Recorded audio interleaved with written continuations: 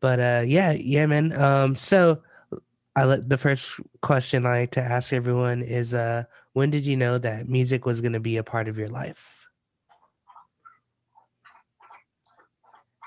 Man, it feels so silly to say it, but my grandma was like pretty cool and uh, would always like put on 99.5 Kiss in San Antonio, like the rock station. Like she's the one who I would listen to that with, and my parents really weren't into the rock as much. Um, but she would also always take me to like pawn shops, and she'd just be like, I feel like at the counters for hours trying on rings, watches, and necklaces and stuff. And I had to like occupy my time. So I would just, kind of browse all the different instruments and stuff that was in there. And I remember it caught her attention one time, and apparently she told my parents about this moment, but there was just like a single floor tom, and I picked up some sticks and was just playing like the beginning drum part to the song "Voodoo" by Godsmack.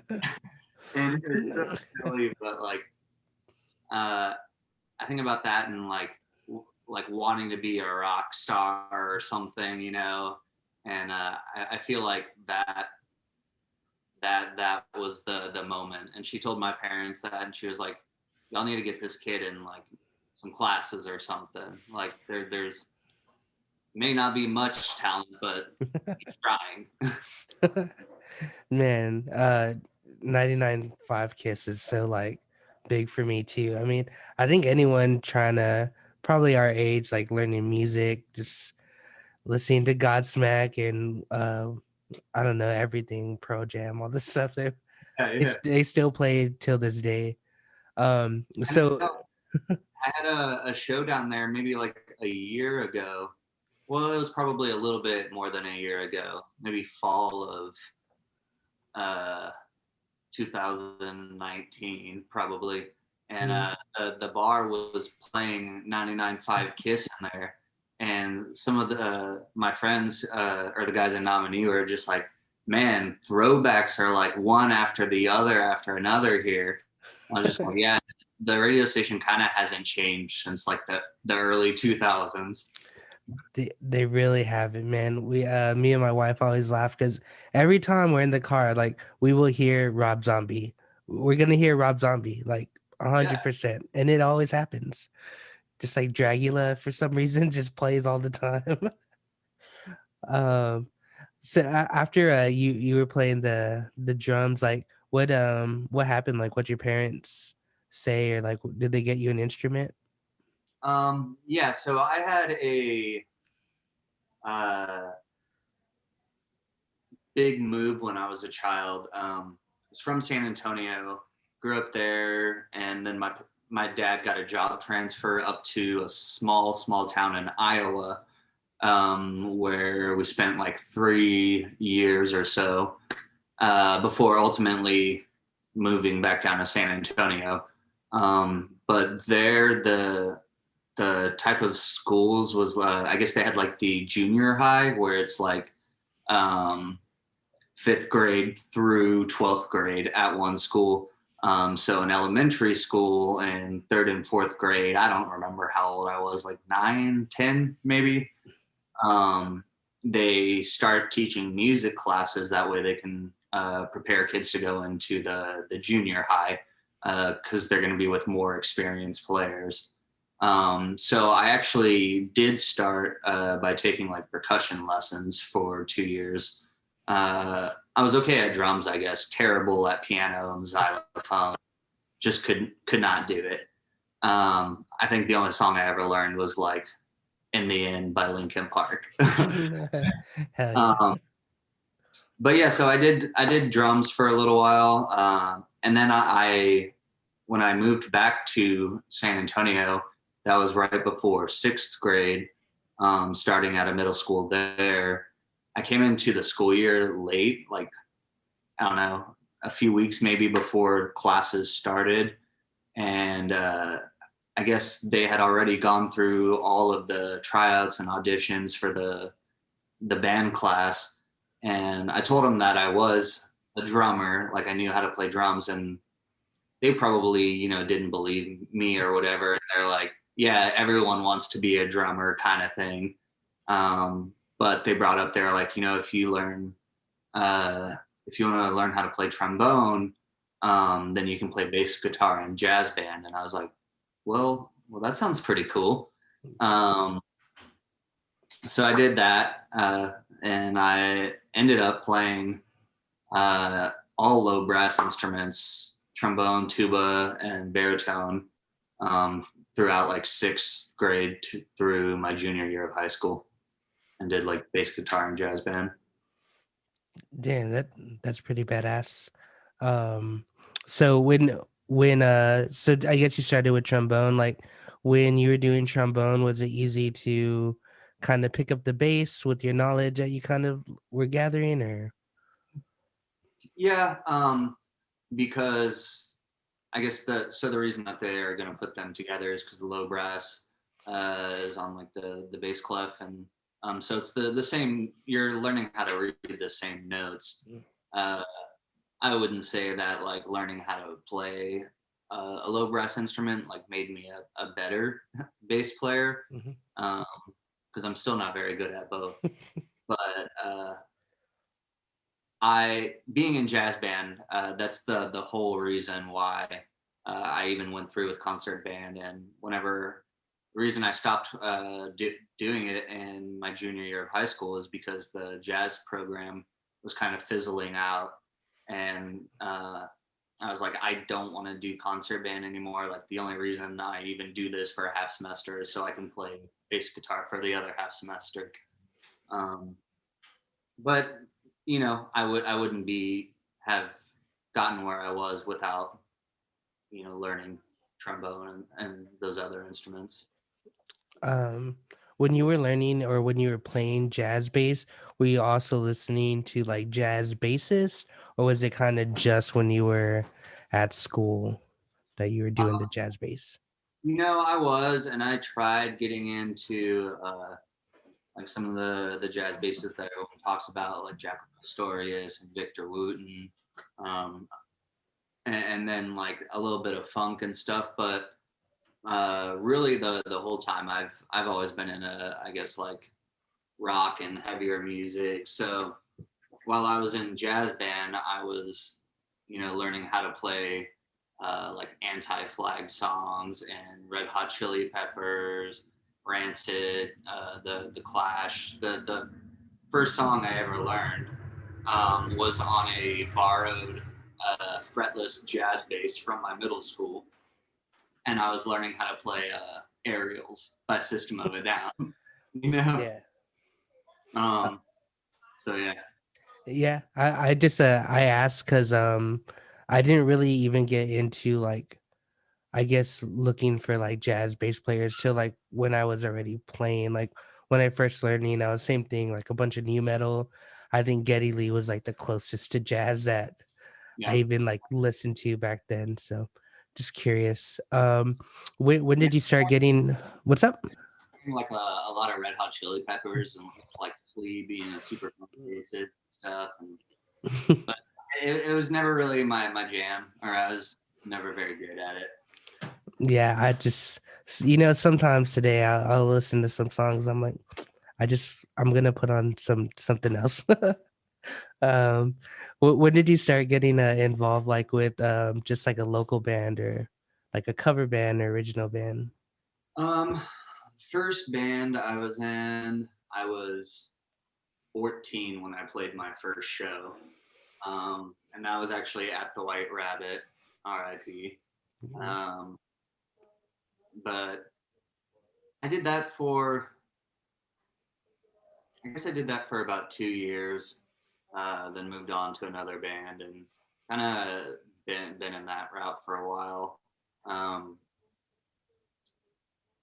but yeah, I guess 13 years old probably. I started jamming in garages with the other dudes in San Antonio, and uh, tried recording some albums. I don't know how the people who did it back then put up with us and dealt with us like children in there. Uh, but it was fun. It was always fun. I think sometimes I think back then I was better at playing because I didn't have like an idea of like what I want, like what I should be doing. So I was just doing more unique things, I feel like. I absolutely agree with you. Um, Sometimes just writing, like trying to write bass parts, I'm so just like, all right, what chord are you playing? And I'm like, all right, I'm gonna try to play this chord. But when I didn't have like this knowledge, it's like I'm just gonna do what sounds good. And like I feel that. I feel like sometimes you just get more knowledgeable and you like kind of start boxing yourself in a little bit. Mm-hmm. That's true. Um so I think I met you when you were playing with Restless, if Yeah, I'm not mistaken. killer. Um did you were y'all touring or did y'all tour with Restless? Yeah. So I had just gotten out of another band, and I feel like this. I always like fall into the next band that I'm in. It's sort of silly, but I had just stopped playing with one band and was at work one day, and Mikey called me and was like, "Hey Cam, we're gonna go on tour for 2 weeks in the beginning of like October, I believe it was, and that was like only like 3 weeks time. Um, but I was like, yeah, let's go. Uh, they're like, do you want to be in the band? And because I wasn't even in the band whenever they said that they had the tour set up already, and I was like, okay. So I got all the songs from them via email and learned them on my own. And then I think we did maybe 3 or 4 days worth of practice before leaving for 2 weeks. And yeah, after that, kind of was the same way. Like whenever Restless stopped touring, which I think we did for 2 or 3 years, it had maybe been a month or so before I started playing with Nominee. And one of the guys hit up Forrest, who was playing guitar in Restless.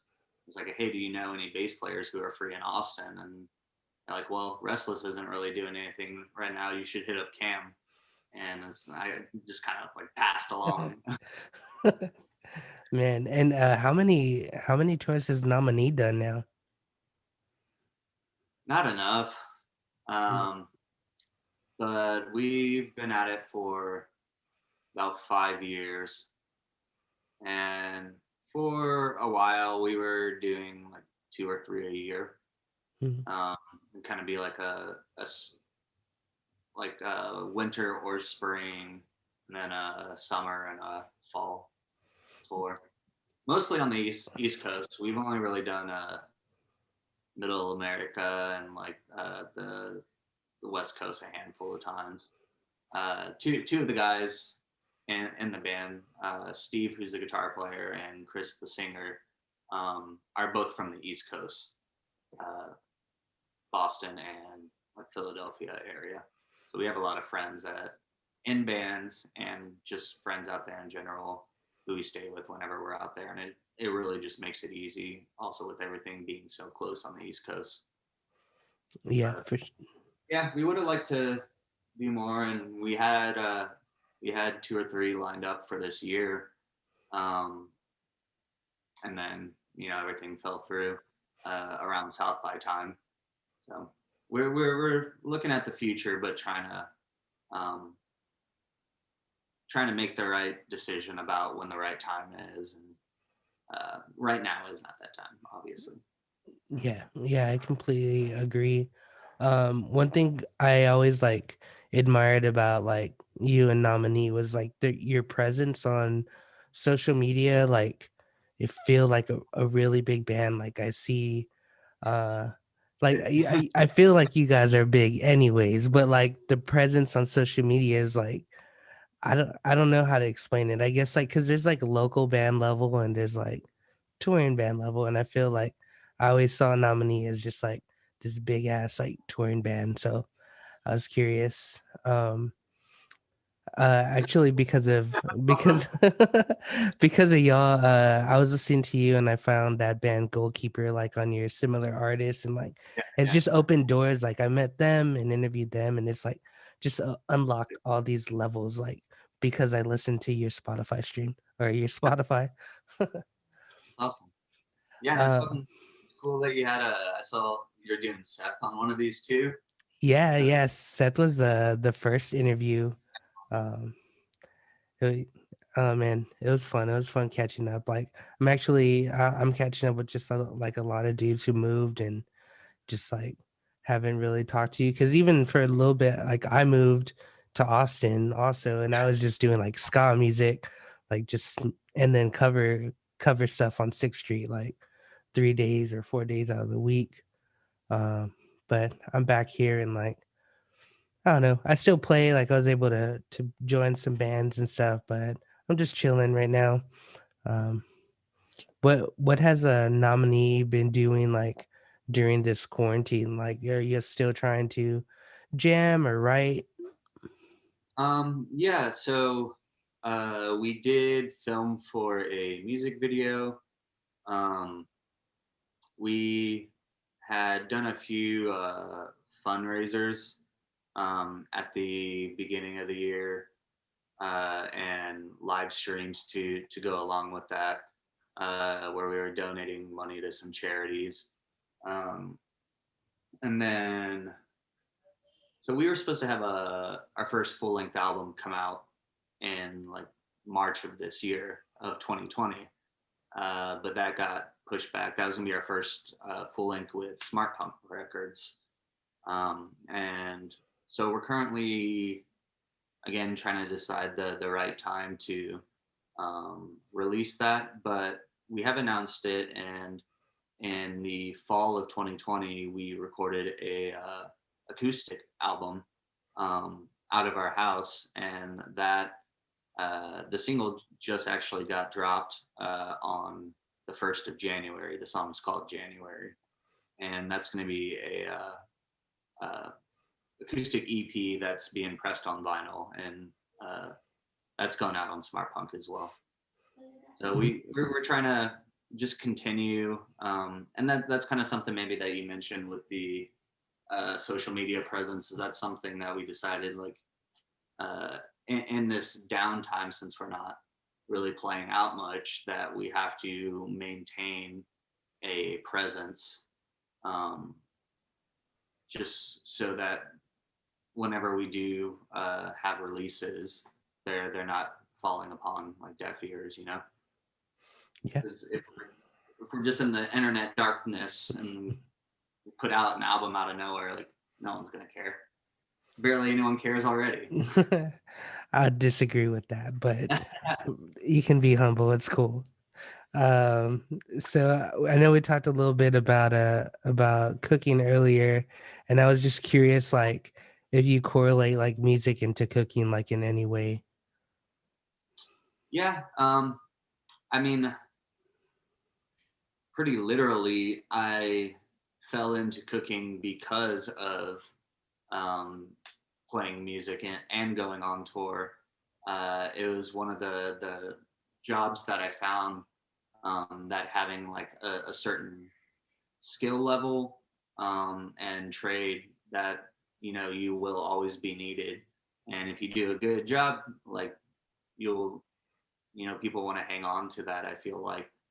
So I've always had a pretty good track record since I started cooking and touring together, that with any of the restaurants that I've worked for, I'm really upfront with them at first, and I'm like, I'm probably going to be gone for a third of the year, but I'm going to work my ass off for you, and whenever I get back from tour, I'm going to need money, and I will come back and I'll continue to work my ass off.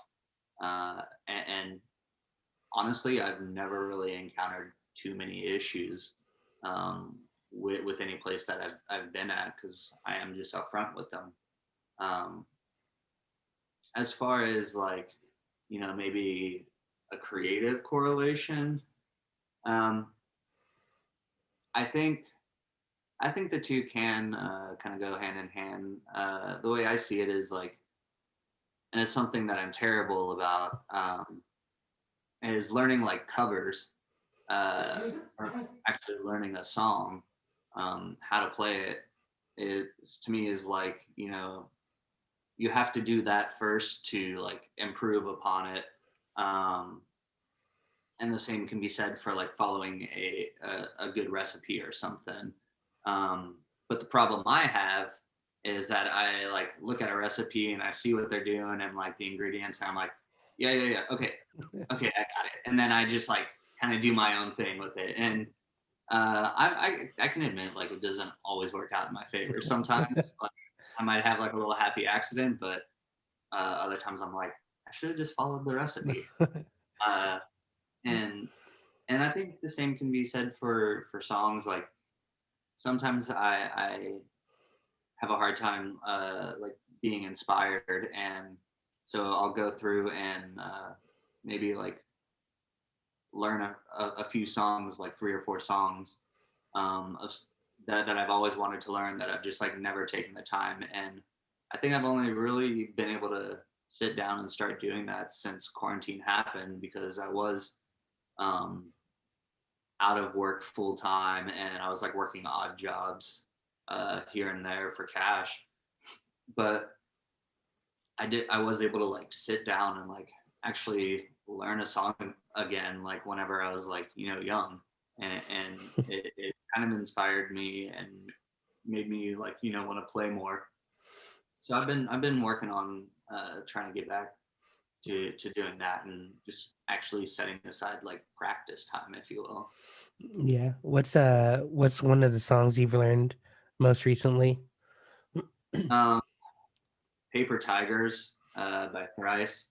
I always wanted to learn that one, and I've been planning on doing just like a playthrough video for it. I did that at the beginning of quarantine with an anti-flag song, something that I learned whenever I was in high school, and I was like, man, I used to be so much better back then, and kind of like had to prove it to myself that I could still do it. Oh Um, yeah. but yeah, Thrice, Paper Tigers, and then what was the other one? Sorry, I'm drawing a blank right now. Oh, that's all Um, good. Galena by uh, Balance and Composure. It's from the album Separation. That's one of my favorite albums. The whole thing is just a banger, and I love like the bass is super forward and driving on it the whole time. It's really cool. Hell yeah, I definitely listen. When you're learning songs now, are you going to tabs, or are you just like trying to do it by ear? A little bit of both. Sometimes if I can't like nail something, or I'm like trying to figure out like maybe like a little fill or maybe that's in it, I'll find a tab and see if there's like someone doing it. But what I think is better than that, even sometimes, is I'll like go on a YouTube and just find out like a playthrough of someone else doing it, just so I can see physically. And it kind of helps me just to like at least like fall in a key, because sometimes like at home I just tune my bass to like whatever song I'm playing, and so it's always in a different tuning and stuff. And sometimes I'm like, am I even in the right tuning right now? So Yeah, man. I'll just do that just to like get like an eye on it and be like, all right, I got this. Hell yeah. What kind of gear are you using now? My main and favorite days is a 72 or 73 Gibson grabber. Um, Something I wanted for a really, really long time. Mostly because of like Mike Dern, early Green Day, and then Eddie, the bass player from Thrice, and one of the guys from Misery Signals. Really, just like all these dudes who I looked up to were playing grabbers, and I thought they were so cool. And I kind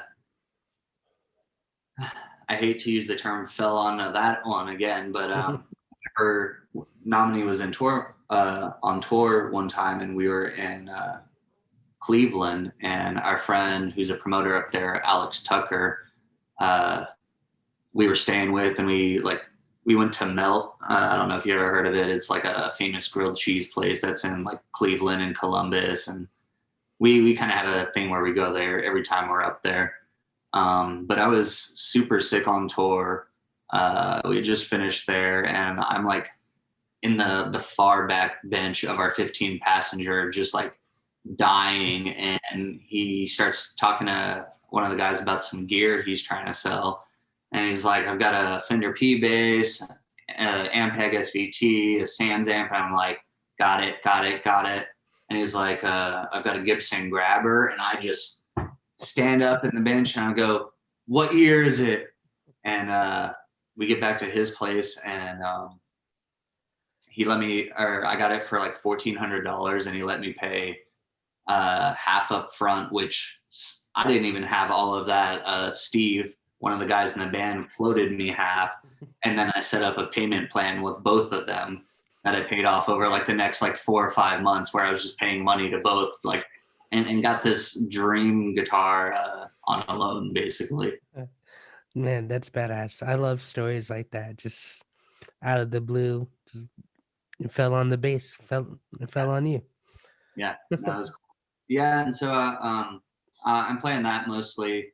I do still have a Fender P bass that's modded a little bit the way I like it, just different pickups and a badass bridge on it. It's a Lawler P90s, and they're supposed to be like a little bit more mid-range and like growly for P basses. I've been pretty happy with it.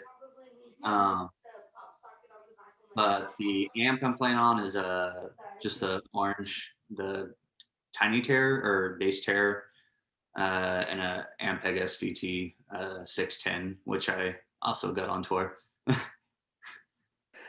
Damn, I Yeah. gotta go on tour. Forget gear.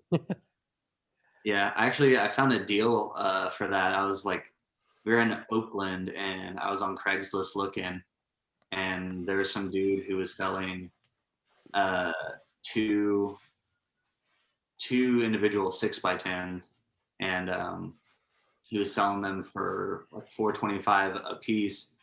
And we were staying with one of the people from the band Mom Jeans, and I was like talking about this deal, and he was just like, how much are they? And he was like, hold on, and called one of his buddies, and uh, said that he would buy the other one if we could get a good deal on it. So I hit up the dude with the cabs and was just like, yeah, I'll take them both for 700. And the guy said, yeah. And so we just like went and got them in our trailer and then divided them up. What the hell, man? I wish I could find like deals like that. Yeah, it got lucky, but I mean, I keep looking at getting a new one because the wheels on it are like so thrashed and just it's awful. Like my bandmates are ashamed whenever I walk by them. Man, I would use like my skateboard and just put my amp on my skateboard, like because my wheels were so messed up. Just roll it on my skateboard. That was it. I didn't skate, nothing. It was just to move my amp. Razor scooter. Yeah. Um. All right, man. Where can everyone listen to Nominee and follow you? Um, all of our stuff is going to be on the major ones: Spotify, Tidal, uh, Apple Music, Bandcamp, um, and then Instagram is Nominee Music. We are doing a lot of kind of small order like flash merch sales right now. So if anyone like keeps up with that, you might be able to get that. Smart Punk is doing a few like 15 to 30% off weeks for merchandise. And as we get closer to releasing the full length, we are going to be releasing more merch and singles and videos and just content coming up. So yeah, until 2021 starts looking better. Not exactly sure what what we're going to be doing, but we are trying to do anything that we can and just kind of stay present. Yeah, man. Well, thank you so much for your time. I really appreciate it. It was real fun catching up, and we Yeah, definitely have to do it again, man. yeah, I'd love to. All right, man. Well, you have a good night, and thank you so much. All right, later, Jake. Later, man.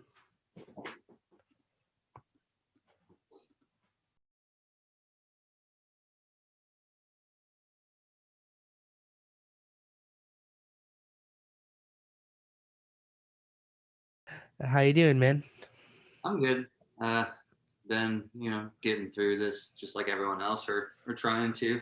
Yeah, for sure, for sure. Yeah, being Um, being in the restaurant industry, I've been in and out of work and trying to adapt to like new rules and guidelines and stuff, and it's just been ups and downs. yeah. You're still. I know you're a cook, so you've just been going from different restaurants, or is like the restaurant you're working at kind of like trying to take care of y'all? I am at a different restaurant than I initially was whenever the quarantine had happened. Uh, Pretty much all the restaurants in Austin just furloughed everyone, and uh, I had an opportunity to go back there, but just decided to move on and did a few things.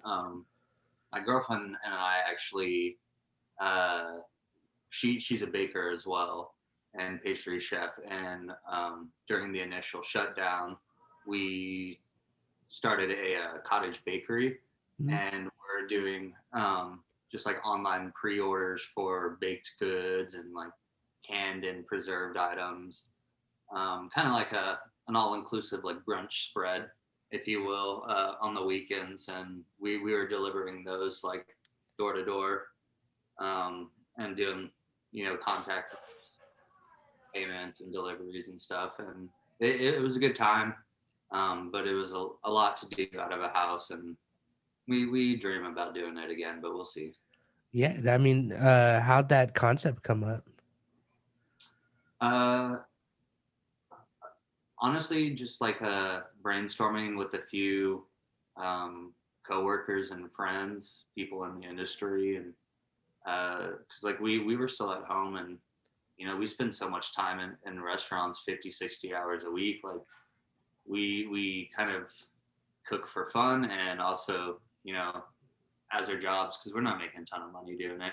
But we were, yeah, I mean, we were all just like had the time, and we were still cooking a lot at home and trying to decide like what can we make a little bit of money doing this, and we ultimately did. Like uh, it started doing pretty well for a little bit, but the time came where we were like, okay, do we have to go back to work now and like try to secure a spot before everyone else in the industry tries to return, or did we want to keep pursuing that? And just with the uncertainty of everything going on in the world, we were like, let's just we have jobs, let's go back to them. Uh, if we want to do something like that down the line, it's something to think about. But yeah, we had a good time doing it, and uh, dream about doing it again. Yeah, man. Well, that's really badass. I definitely hope y'all, try to pursue it. But I mean, right now, I think the smart move is securing a job with m- possibly the end of the pandemic. Who knows right now? Um, well, But if you want to look that up and check it out anytime, it is on Instagram. It's Peach Tree Provisions, and we have a page that's set up, and we still post pictures and like test ideas and stuff, just kind of fun stuff.